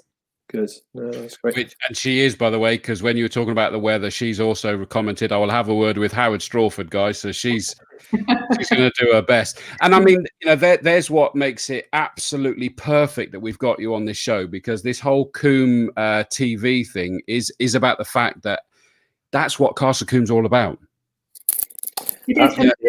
The series too. It is a very family. You know, it's family that started it. It's family that run it, and we have generations. We're about. You know, we have grandfathers, grandsons, fathers, sons. We've got mothers, fathers, and sons. We've got a whole cross section, and that's what's built up the true spirit of the GT and Sports Car Cup. And that the beauty with Castle Combe, as we know, and I'm very passionate about it. You know, we sort of had a joke, and my dad taking a mick out of my hat and then saying "evening, son" and everything. I grew up sort of 15 minutes down the road from Castle Combe Circuit. He was the one when I was like 5 years old. Took me up there, sat up at Quarry Corner, fell in love with racing, fell in love with going racing with my dad. We got to then go to a few other places like the British Grand Prix we did for like, I can't remember, 10 consecutive years, I think, at Silverstone. We did some British touring car stuff together and all of that. And that was, you know, our thing. Me and my dad would go and do that. We absolutely loved it. I became obsessed with it. I carried on watching even after he and I would, you know, he might not do every meet, I'd still go. And then with girlfriends, and the current Mrs. Dawes even loves it. And of course, it's where I started my commentary career. Now, that is very atypical. In the paddock, you've got generations of racing drivers in there, in our local championships, in people that come and go, in visiting championships, in the team that run the show, and up on the spectator banks, you know, in the marshals, that, you know, there's families of marshals that have been there. And it's just why it's such a perfect fit with you guys. It's passion-led for sure. For us, it's absolutely passion-led. We don't really deal with the arrive and drive market. It just, you know, it just doesn't fit within the series. So it's horses for courses, and so far we're not going to change any of the ingredients because it really works. Well, that's great. That's great. It does. And by the way, I'm conscious is that I got partway through the story. So we talked about Flavian that was racing. You yourself raced as well. And you started, by the looks of it, with historic sports cars. Absolutely. I was thrown right in at the deep end. I did first race I ever did was Pom, get my first signature. Then I did a few BRDC 50 sports car championships races, which in those days were sponsored by Coys. and a few sprints. I did the first 4 Goodwood revivals, which were just mind-blowing. We had a Le Mans start for the first, I think, 98. The first Freddie March race at Goodwood was a Le Mans start. It just doesn't get any better than that. Wow. Problem is, I am not competitive on the circuit. And the minute we put Flavien in the car and it went from the back of the grid to the front, Aubrey and I never looked back. And who's this impressive silverware and various colours up there? Whose is this? Is it a mix of? I think there's probably only one of mine. The majority of Flavien's. One of mine, I think it was the fastest lady of the day at an AC owners club. I probably was the only lady of the day. But it's a passion, isn't it? Really, and that's the key thing, and that's what you say. You've carried on to it, and you founded you and Flavien founded the Automobile Historique Limited, which is the parent company of GT and Sports Car Cup. Is that the car sales part, the historic car sales, that is the parent company? So did you found that before GT and Sports Car Cup? Absolutely. That's our umbrella company. That's our main hub of our business. And the race series just came along as a hobby. Which reminds me, I should have, and apologies, Vanessa, you were possibly thinking, why haven't you put this up? Is that I've got both GT and sportscarcup.com, and we've got Automobile Historique. I say I was on the mailing. I don't know if I still am, Vanessa. Steve and I were on the mailing list, and we used to cry every time. Some of the cars that you'd send through and be like, if you're interested in this at all, and I don't know, there's not enough banks I could rob. Beautiful. And again, I think that's testament to what you guys do. They're not just beautiful cars, but they are the absolutely correct beautiful cars as well, aren't they? We do try to do with the very best of the best. Yeah. I mean, just look at this. I mean, go on to the Automobile Historique website that you see at the bottom there, and you've then got current inventory. Well, I say go and have a look at it if you want to be upset and weep into a pit like I'm going to do tonight. I mean, there you go, Jaguar E-Type as per the artwork, absolutely stunning. And please indulge me for a minute. Look at that, a 1931 Bugatti Type 51, absolutely incredible. Maurice, how do I say this? What was it? Trintignant. Thank you. Apologies for butchering that. First racing car with very significant Grand Prix history. Look at that. Just stunning car. That's probably my favorite. When I was looking through the list, this Fraser Nash Sebring, rightly or wrongly, that was the one that got me the most, I suspect. We had the Fraser Nash family, didn't we? I mean, the Fraser Nash family came along. I think was it last year? Not last year, the year before. Sorry. Great family, lovely people as well. And there we got even an AC case at Bristol as well. So we got the Bristol name appearing there, which incidentally, going back to this, is that even this Fraser Nash has got the 2-litre Bristol engine as well in it, of course. I mean, just go and have a look. It is just stunning. Right, pick your tongues back off the floor, everybody, and focus on Vanessa and us chatting to her now, not the cars. Let it go. These are not the cars you've been looking for. That's a start. Oh, yes, they are. They are. Go and have a look. I mean, just incredible. And I'm guessing that's a fairly fluid thing to keep an eye on what appears in there. That's not just amazing cars. I mean, actually, I kind of went past it, but that very first one, the Lola, I mean, that's with some serious race pedigree as well. Yeah, we really do try to stick with cars with original, genuine history and a good story. And I mean, I was lucky enough to met you. So I've met your father, and really lucky to meet your uncle. He bought 2 cars with him a couple of years ago, and he the 917K, and he's a absolutely fantastic chap as well. I mean, he was just.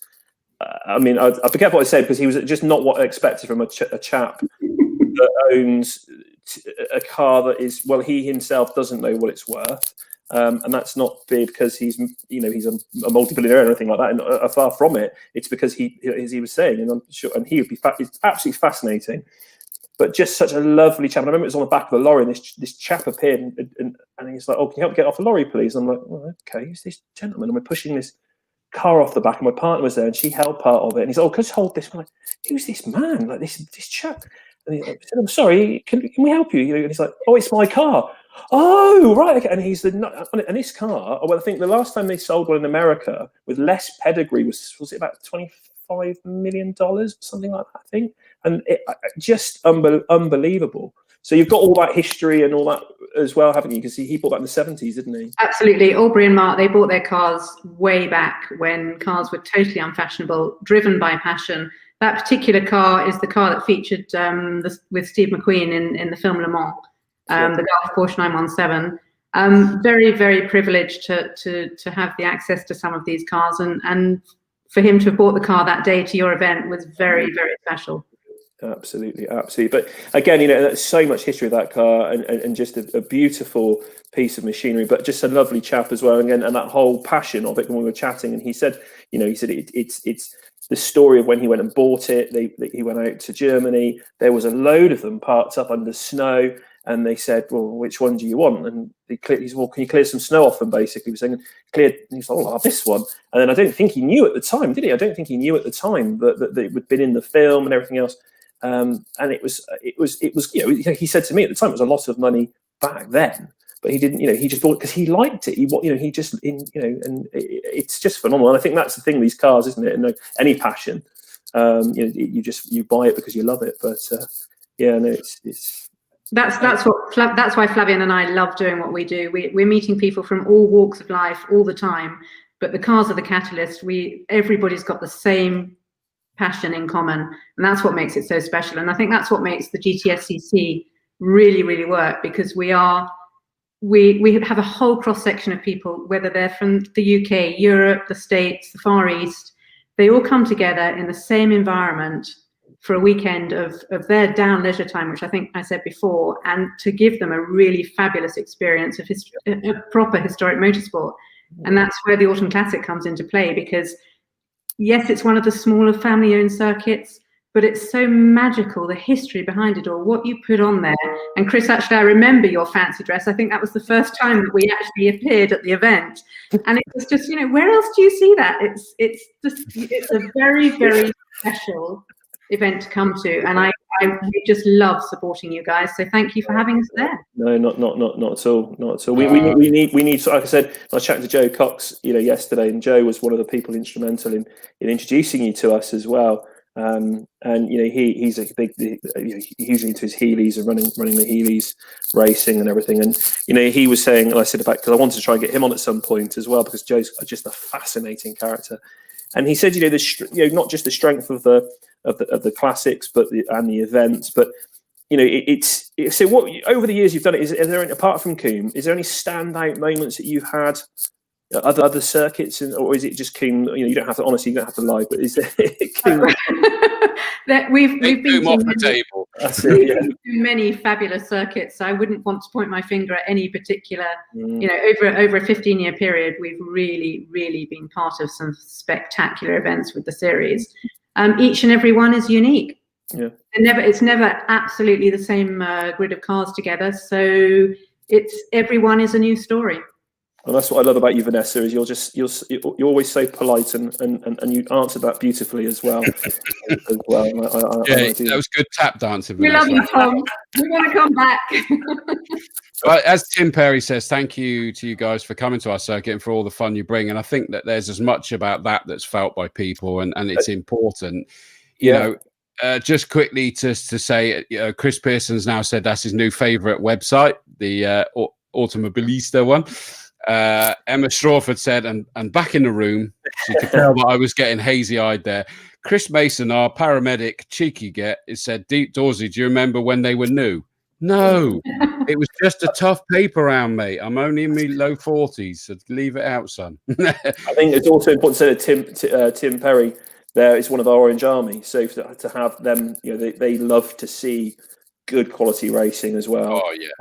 So to thank you to Tim and the Orange Army that are watching tonight. But I think that's another thing they love. They love the Autumn Classic. We try and give them the overalls, and they get involved, and we have when we have the demos and the parades and things. So it all becomes part of the magic of it, doesn't it? In fairness, it all becomes part of it. Well, without the marshals, we can't race. So we are eternally grateful to all of them. I know the drivers are, and they look out for us. They make sure that it all goes in the right direction.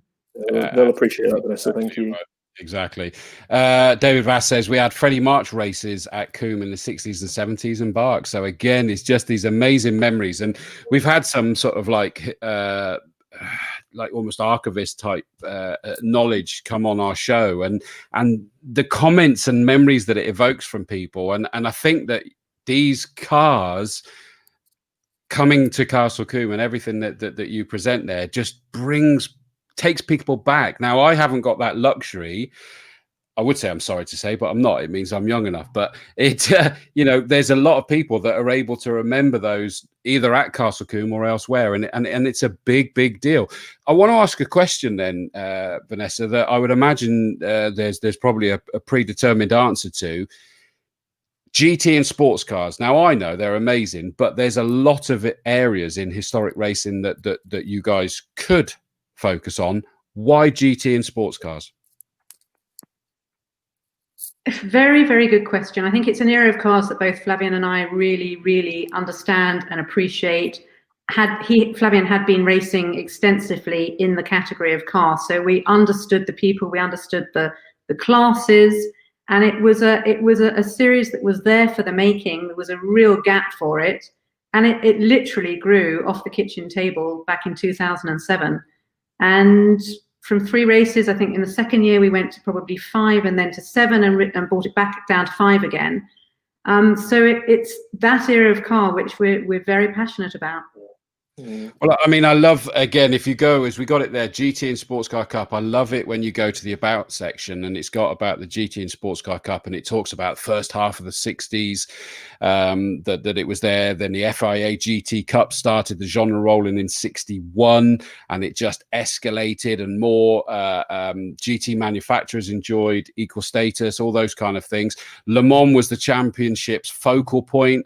But the 2,000 kilometers of Daytona, the 12 hours of Sebring, Sicily's Targa Florio. And I mean, crikey, there's been cars almost named on that event, for goodness sake.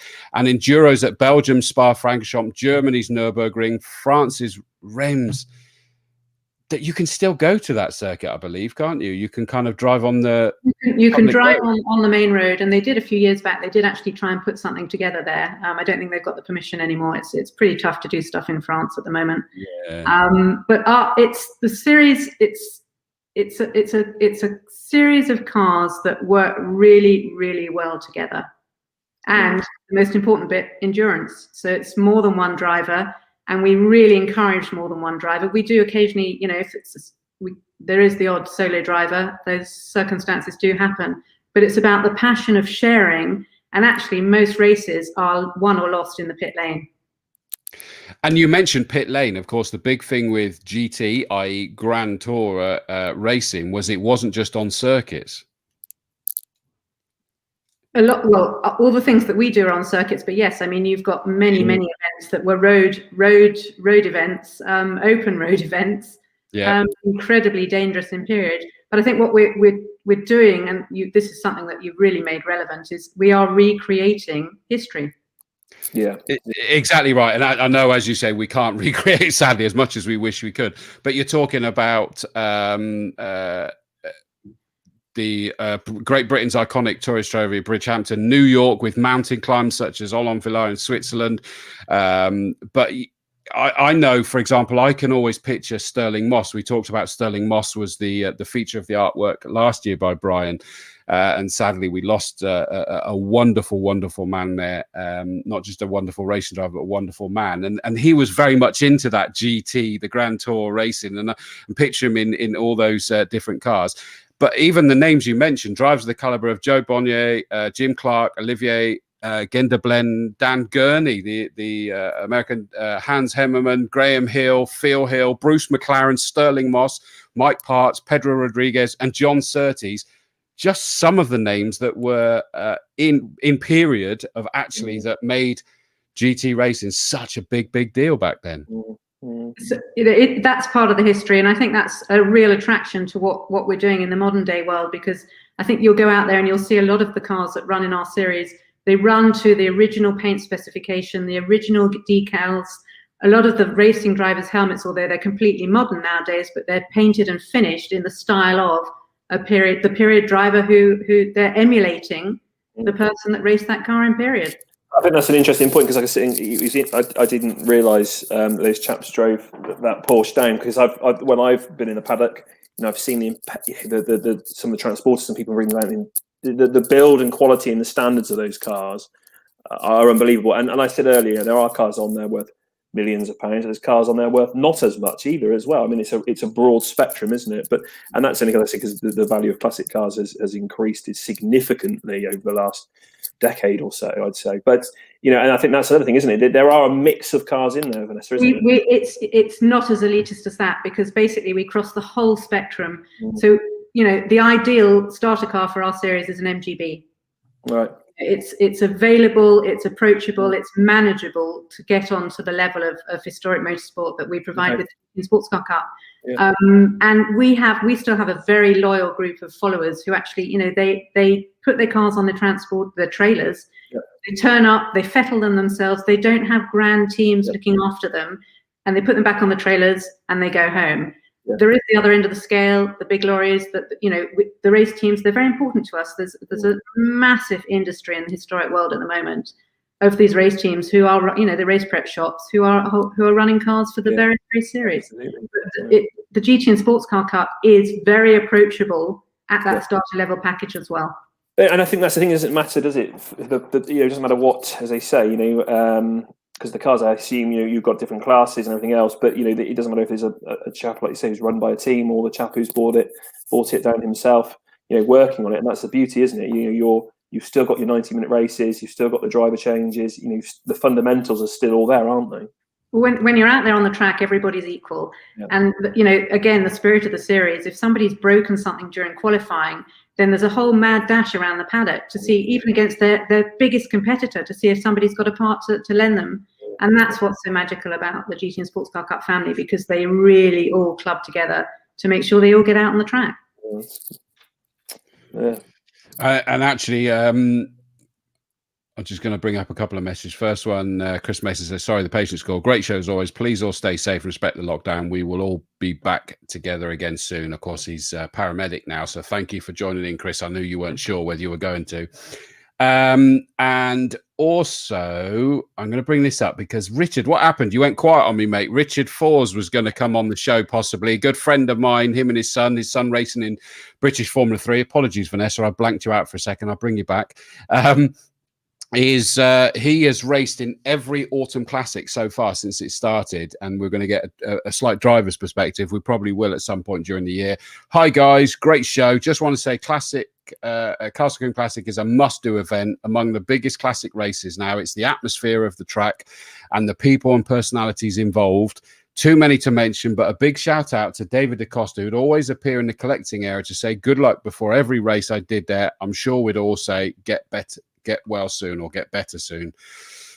And that kind of sums up the spirit among the drivers, really, doesn't it? I know that Richard hasn't been in the GT and Sports Car Cup, although he did say he was in conversations about the possibility that he was wanting to this year. But he's racing all sorts of things around the country. I've commented on him and his son in many a different thing.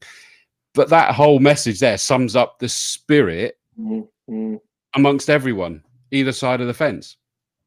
There's such an appetite to get back out there and, roll on COVID days, and let's get on top of this pandemic and let's get things back to normal. Absolutely. And just quickly there to say, for people who are familiar with David DaCosta, he's been around the circuit for a very long time, very good racer back in the day as well.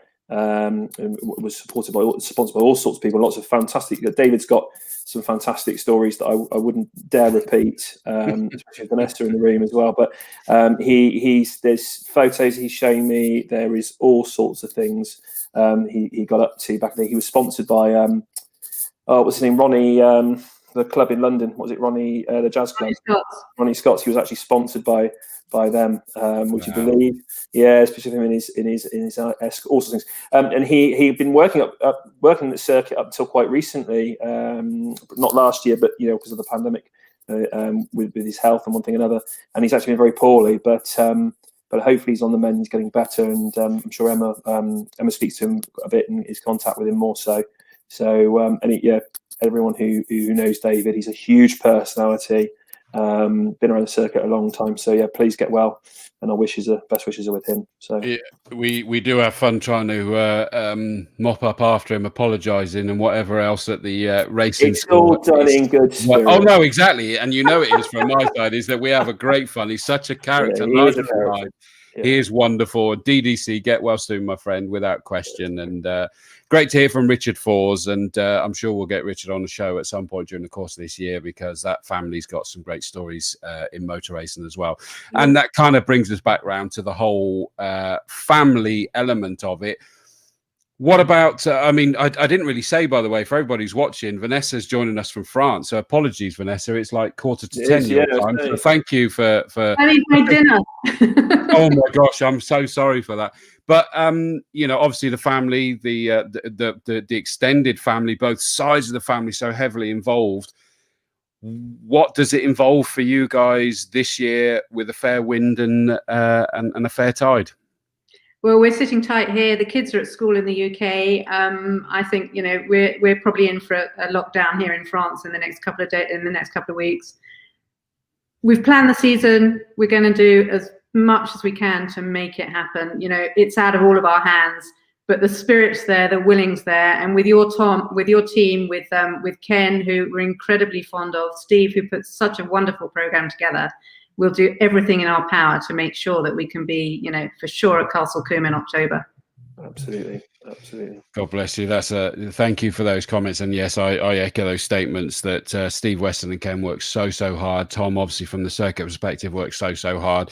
I just get to be the voice and take all the credit most of the time, to be honest with you. And I don't have to do anything. But hey, I'm joking. The team are amazing. Thank you so much. Is there anything else that you want to sort of announce or say or anything, Vanessa, or have we covered everything? No, thank you very much for having me on this evening. Well, thank you. If you've got interested drivers who want to get in touch, please feel free. You've got the website details right there. Yeah, and definitely do that, because there is the contact details are on the footer of that GT and sportscarcup.com. And I know as Vanessa sort of like picked up on me, I know I mistakenly made it sound elitist. That was definitely what I meant. It's that you know, historic racing is just probably the most buoyant area of motor racing at the moment. And I say at the moment, for the last couple of years in particular, it's massive, absolutely massive. It is amazing. It is just enthralling. And so there has to be a degree of kind of like, right, it's not just a case of everybody and anybody can enter a drop of a hat. There is just to kind of make sure.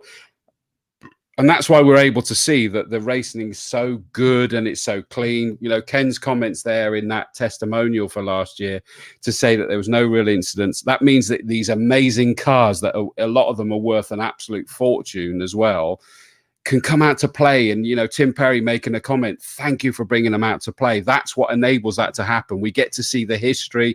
So thank you to you and Flavian, Vanessa. And I speak for everybody who's watching. Thank you. Thank you both. For bringing this stuff out to play. These things should not be gathering dust in the garage. They need to be brought out to their home environment, don't they? Well, we promise you we will be back. Yeah, we're looking forward to a lot of Jaggy types. I think that's a fond. Sure. I think we've had those. I mean, I think there's anyone. I don't think there's anyone you could find who doesn't like them for one reason or another. Just phenomenal cars, beautiful looking cars. So we're really pleased. A biento, says Emma. Ciao, Emma. Thank you very much, guys. See you when we can. Absolutely. Thank you, Vanessa. Take care. Stay safe. You Stay too. safe. Speak to you soon.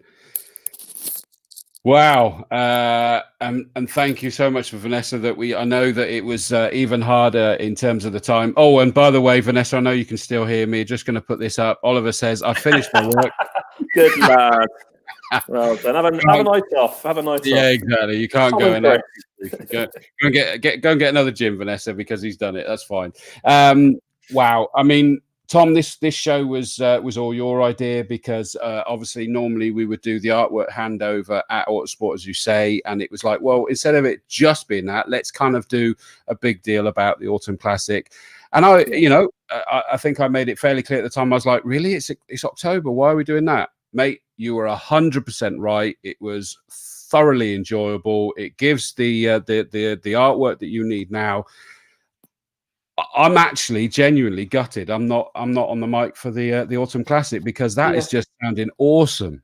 I think, that was the point. Is, like I said, not just because of the artwork. People have been badgering us, asking us what the themes are, what the artwork's going to be, who's racing, everything else, and there's a lot of uncertainty with everything. And hopefully by October, we'll be in a better place. But it's such a great event. There are a lot of historic events, and like I said, I spoke to Joe Cox yesterday. I spoke to Junior. I spoke to lots of different people, and we just love that event. Everyone loves that event. It gives us awesome to look forward to. We can start planning. Hopefully, people will be getting excited about it and have something to look forward to. But Vanessa is just you'll find people in the historic racing scene.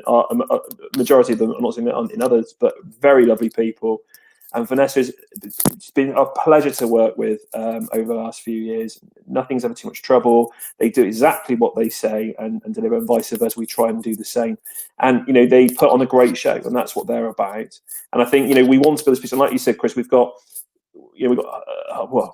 40 of these, and we've got hundreds more. And we're lining up people all the time, and we will bring in other guests who have all got their own story and all have got their own fond memories and fond thoughts about Combe, and that's what we wanted to do. And like I said, the artwork, I've got it here.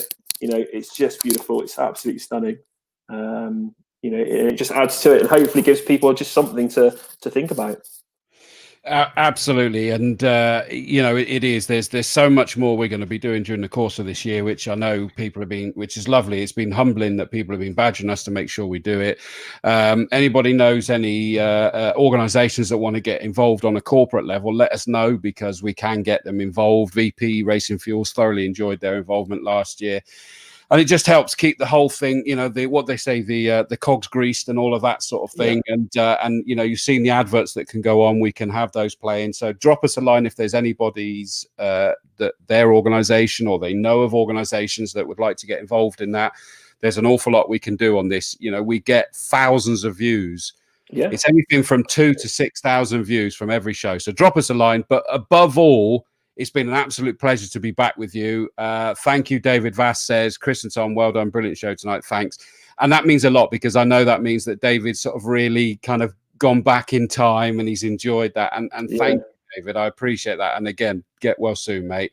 Tim Perry, it was awesome, Dawsey and Davis. Brilliant idea, and great to hear from both Brian and Vanessa. And that's I think absolutely. I think getting Brian was, if you've got his art, as that chap's put up earlier, he's got all the pieces of artwork and he's going to buy this one as well. And I think that's the thing, isn't it? No one's ever actually known who he is. You may have looked at his name, you may have Googled it, but to actually see the gentleman who's making that artwork, it is amazing. And like I said, I hadn't met him. No. I say very few people have, really, because he's either done it remotely and posted it to us. And it was only, I think we started doing it the Autosport because it's hiding quite nicely. He's not far from there, so it just worked nicely, and we could transport it safely and everything. But yeah, no, it's hopefully, like I said, hopefully please visit his site and look at his artwork as well. So yeah. Absolutely. Well, thank you so much to everybody for your comments, and especially the ones that are coming in now. Obviously, as you can probably tell, there's a lot of work that we put in behind the scenes to get these shows. I'm back next Thursday with David Addison, and he's already digging out his programs from those British GT and British F3. It's going to be great. I'm looking forward to that. The Voice British Touring Cars and many other things, but we certainly know him from there. The week after, we then got Russell Pointer Brown and Hintzer and all of that side of things, so it's going to be great. Tim Perry says, thanks, guys. Good to see you both, and can't wait to be back at the circuit as well. Take care, all. Dilly, dilly. Can't think of a better way to end it, mate. Take care. Take care, everybody. See you all very, very soon. Let's go out with this to remind us of our championships.